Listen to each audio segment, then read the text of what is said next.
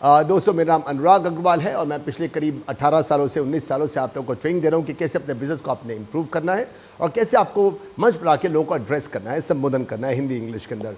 इन courses को अगर आप ज्वाइन करना चाहते हो तो ऊपर लिखे हुए नंबर पर आप ज़रूर कॉल करना। और आज का हमारा विषय है कि कैसे आप अपने बैंक से अगर आपके पास करंट अकाउंट है, आपके पास पैसा पड़ा होता है, आप लाखों रुपए अपने बैंक से कमा सकते हो।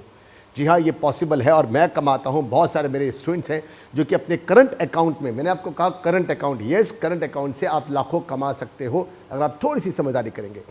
चलिए, इससे पहले कि मैं आपको बताऊं कि कैसे आप अपने बैंक से, करंट अकाउंट से आप लाखों कमा सकते हैं, सबसे पहले तो आपको डिसाइड करना है कि आपका बैंक जो है वो होना कहाँ चाहिए। देखिए, बैंक का आपके घर या ऑफिस के पास होना ज़रूरी है। अगर आपका बिजनेस थोड़ा छोटा है तो आप अपने घर के पास रख सकते हैं, लेकिन अगर आपका धंधा जो है, बिजनेस जो है वो बड़ा है तो आपका बैंक जो आपके ऑफिस के ही पास में होना चाहिए, बहुत ज़्यादा दूर नहीं होना चाहिए। मैं मानता हूँ आजकल सब कुछ डिजिटलाइज हो चुका है, बैंक में जाने की मालिक को ज़रूरत ही नहीं पड़ती, आपके एम्प्लॉयज़ को ही जाना चाहिए, लेकिन तब भी बैंक जो है आपके ऑफिस के पास हो वो ज़्यादा बेहतर है। अच्छा, फिर उसके बाद आता है हमारे पास कि हम लोगों ने कौन सा बैंक चूज़ करना है। क्या वो नेशनलाइज होना चाहिए या वो प्राइवेट होना चाहिए या इंटरनेशनल बैंक होना चाहिए। आपके नेशनलाइज बैंकों में बहुत सारे बैंक है, आपका कैनरा बैंक है, एसबीआई बैंक है, यूको बैंक है, पंजाब नेशनल बैंक है, ऐसे करके लंबे से बहुत सारी लिस्ट आ जाती है आपके साथ पास। आपके प्राइवेट बैंक में आता है आपका एक्सिस बैंक है, एचएसबीसी बैंक है, आईडीबीआई बैंक है, आपका आईसीआईसीआई बैंक है, कोटक महिंद्रा बैंक है, ऐसे करके बहुत सारे आपके प्राइवेटाइज बैंक है। फिर उसके बाद आता है आपके इंटरनेशनल बैंक, जिसमें आता है आपका एचएसबीसी है, सिटी बैंक है, स्टैंडर्ड चार्टर्ड बैंक है, अमेरिकन एक्सप्रेस है, ऐसे करके लंबी सी लिस्ट इंटरनेशनल बैंक्स की भी है। आपको डिसाइड करना है आपको कौन से बैंक के अंदर अपना खाता खोलना है। अब हम लोग डिबेट करते हैं कि कौन सा बैंक आपके लिए ठीक रहेगा, क्या आपके नेशनलाइज बैंक या आपके पास प्राइवेट बैंक या इंटरनेशनल बैंक। सबसे पहले हम लोग नेशनलाइज बैंक को लेते हैं। नेशनलाइज बैंक में बैंक बहुत सारे हैं, लेकिन नेशनलाइज बैंक में जो मुझे लगता है जो इस समय अच्छे जा रहे हैं उनमें, हाँ नो डाउट, एसबीआई बहुत अच्छा कर रहा है। एसबीआई के पास बहुत सारे वर्टिकल्स हैं, बहुत सारे, सब कुछ उनका इन हाउस है, कुछ भी उनका आउटसोर्स नहीं है। ये एक सबसे बड़ा पॉइंट है एसबीआई बैंक के लिए। सब कुछ है उनके पास, सारे के सारे वर्टिकल्स है, कोई भी चीज़ उन्होंने बाहर से नहीं ले रखी है। टेक्नोलॉजिकली ये लोग बहुत अपग्रेडेड हैं, लेकिन अभी भी छोटे छोटे कामों के लिए, अगर आपको चेक डिपॉजिट करना है, आपको डीडी बनवाना है, आपको कैश डिपॉजिट करना है, कैश विड्रॉ करना है, तो एसबीआई में, क्योंकि मैन पावर कम है इसलिए एसबीआई में टाइम लगता है। एसबीआई के अलावा आप नेशनलाइज बैंक में आप कैनरा बैंक ले सकते हैं। कैनरा बैंक अपने आप को बहुत ज़बरदस्त अपग्रेड कर रहा है। देखिए, बैंक वो होना चाहिए जो कि डिजिटली अपने आप को बहुत ज़्यादा अपग्रेड कर चुका हो। आपको एज ए ओनर, मैंने आपको कह के चुका हूं, आपको एज ए ओनर बैंक में नहीं जाना है। बैंक में जाना जो है वो बैंक के लिए भी एक्सपेंसिव और आपके लिए टाइम का वेस्टेज भी है।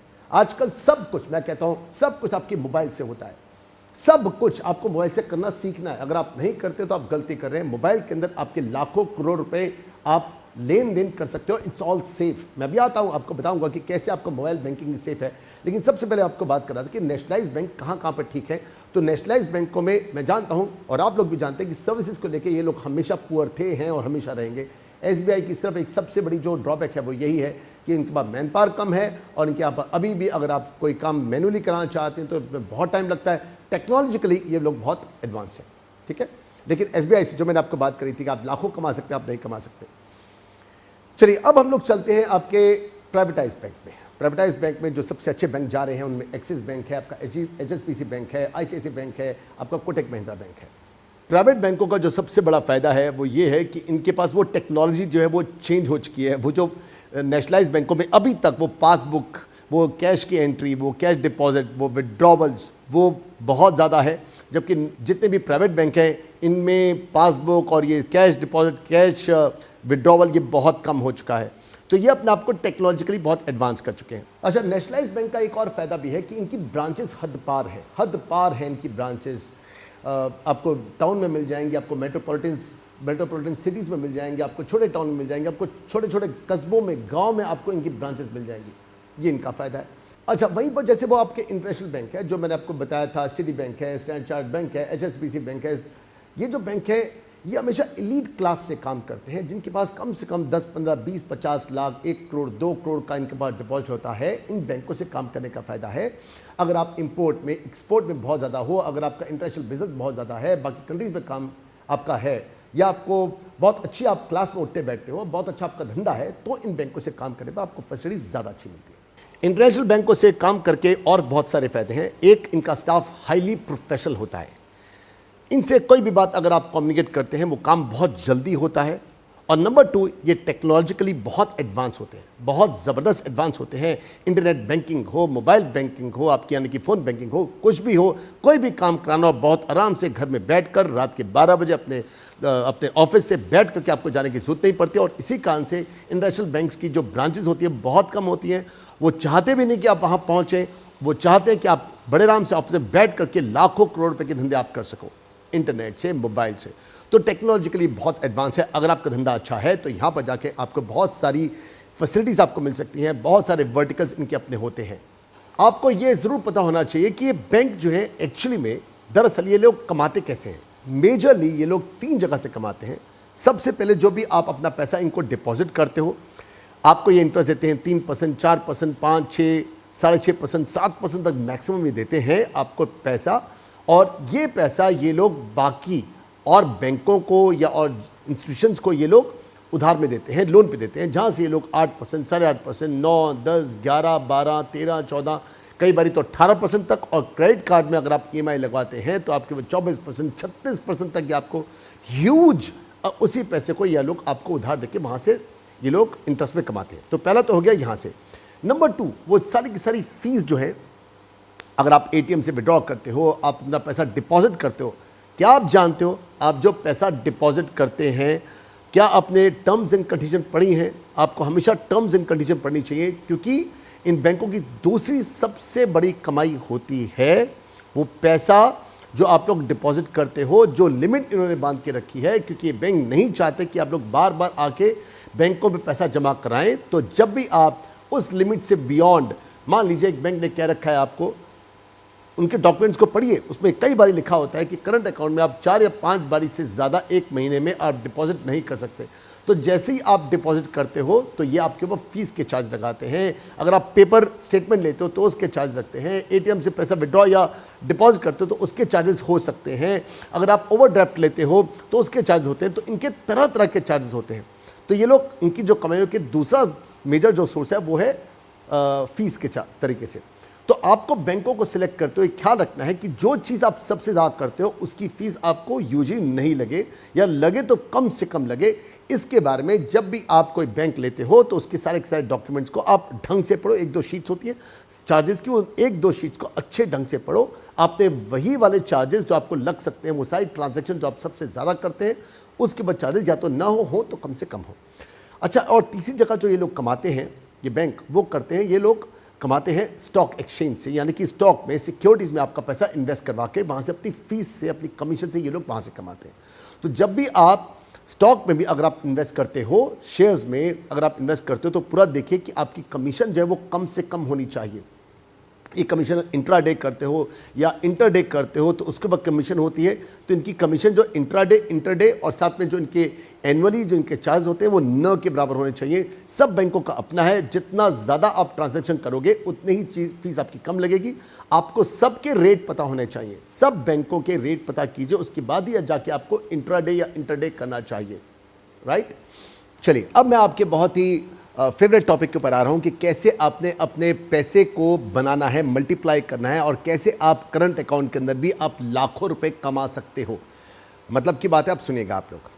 देखिए, आपका पैसा जो है, जो बैंक के अंदर होता है, उसके ऊपर आपको सबसे ज़्यादा इंटरेस्ट मिलना चाहिए।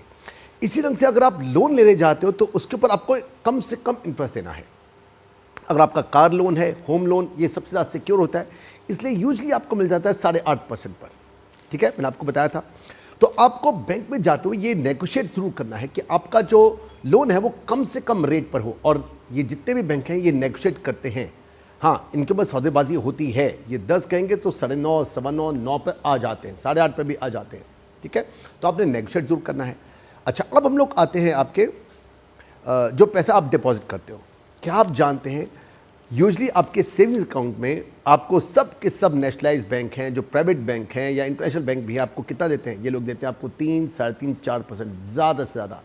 लेकिन एक बैंक है कोटक महिंद्रा बैंक, जो आपको 1 लाख रुपए तक अगर आप उससे नीचे आप अमाउंट रखते हो तो आपको 5% मिलता है इंटरेस्ट का।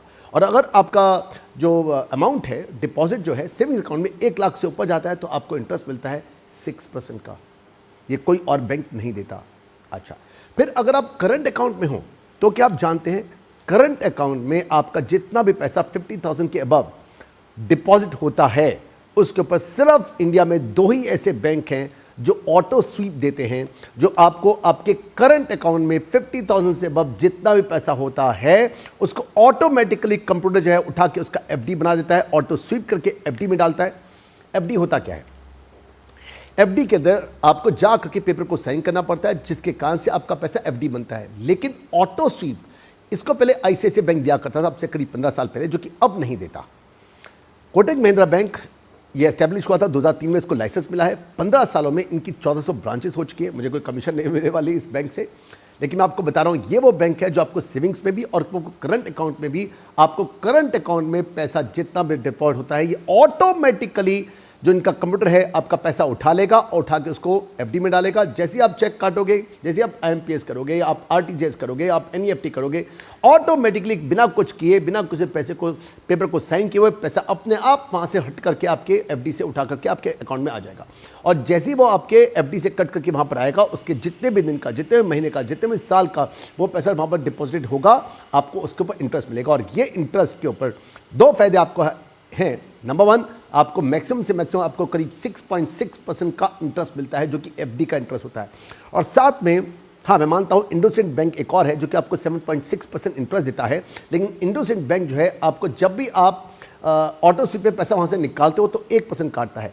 और आपका जो कोटक महिंद्रा बैंक है ये 6.6 में देता है और 6.6 के अंदर आपका पैसा बिल्कुल नहीं कटता। अगर आप जब भी अपनी ऑटो स्वीप से यानी कि आप एफडी तोड़ते हो, जो ऑटोमेटिकली एफडी टूटती है, उसके ऊपर 1% काटता भी नहीं है। इसका मतलब ये हुआ कि आपको सबसे ज़्यादा रिटर्न आपको कोटक महिंद्रा मिलता है। फिर कोटक महिंद्रा के पास अपने बहुत सारे वर्टिकल हैं। ये वर्टिकल की बात मैंने आपको पहले भी की थी। देखिए, वर्टिकल जिस बैंक में सबसे ज़्यादा वर्टिकल होते हैं, इनके पास अपने म्यूचुअल फंड हैं, इनके पास अपनी इंश्योरेंसेस हैं, इनके पास लाइफ इंश्योरेंस है, इनके पास टर्म डिपॉजिट हैं, इनके पास हर चीज़ है। सारे वर्टिकल इनके अपने हैं, ये आउटसोर्स इन लोगों ने नहीं कर रखा। तो जिस भी बैंक के अंदर वर्टिकल जितनी सुविधाएं इनकी अपनी होती हैं उतना फ़ायदा होता है, जो कि इंडोसिंड बैंक के पास नहीं है। इनके पास ये सारे वर्टिकल्स अपने नहीं है, ये लोग आउटसोर्स करते हैं। तो ये एक और रीज़न है, मैं आपको कहूँगा कि Kotak Mahindra is one of the best banks. और मैं आपको बता दूं, इंटरनली बता रहा हूं मैं आपको, चाहे आप किसी को बता सकते हैं, ये तो ओपन बुक है कि मैं हर साल लाखों रुपए, क्योंकि मेरा पैसा बचा होता है 50,000 से अब जाता है और पड़ा रहता है वहाँ पर, मैं हर साल लाखों रुपये सिर्फ इंटरेस्ट के करंट अकाउंट से कमाता हूँ। और आप भी कमा सकते हैं अगर आपका पैसा होता है और आपका करंट अकाउंट है, तो आप करंट अकाउंट से पैसा कमा सकते हो। तो आपको क्या करना है, आपको बैंक को रखना है समझदारी से। जिस जगह पे जिस चीज़ में आप डील करते हो उसके हिसाब से, जो आपकी रिक्वायरमेंट है उसके हिसाब से, कौन सी ऐसी ट्रांजैक्शन है जो कि आप ज़्यादा करते हो, वहाँ पर आपके खर्चे कम होने चाहिए, आपको इंटरेस्ट ज़्यादा मिलना चाहिए। और अगर आप लोन लेते हो तो आपका इंटरेस्ट कम से कम होना चाहिए। ये सब बातें आपको पता हो, इससे आप बैंकों से फ़ायदा उठा सकते हो और चाहे स्मार्टली काम करें तो आप लाखों कमा भी सकते हो। तो दोस्तों, अंत में मैं ये कहना चाहता हूँ आपको कि अगर आप स्मार्टली काम करें तो आप पैसा कमा सकते हैं, और अगर स्मार्टली काम करें तो अपने खर्चों को बचा सकते हैं। आप अपने रुपए को कितनी बार एक दिन में रिवॉल्व करते हो, कितनी बार उसको घुमाते हो, इसी में समझदारी होती है। धंधा इसी को कहते हैं। चलिए, लास्ट में मैं आपको बताना चाहता हूँ कि रिमाइंड कराना चाहता हूँ, अगर आप इन बिजनेस कोर्स को या पब्लिक स्पीकिंग कोर्स को अगर आप ज्वाइन करना चाहते हो तो ऊपर लिखे हुए नंबर पर आप कॉल कर सकते हैं। और साथ में अगर मेरी ये वीडियोस आपको चाहिए तो नीचे जो सब्सक्राइब बटन है उसको आप ज़रूर क्लिक कीजिएगा, और साथ में उसके जो बेल आइकन है ब्लैक कलर का, उसको हिट करना मत भूलना। अगर आपको ये वीडियो अच्छी लगी है तो नीचे जो लाइक बटन है उसको ज़रूर आप कीजिए हिट, और साथ में इसको आप शेयर कर सकते हैं अपने व्यापारी दोस्तों के साथ में। और मैं मिलता हूँ आपको नेक्स्ट वीडियो में। बाय बाय, शब खैर, बी सिंह या गुड नाइट।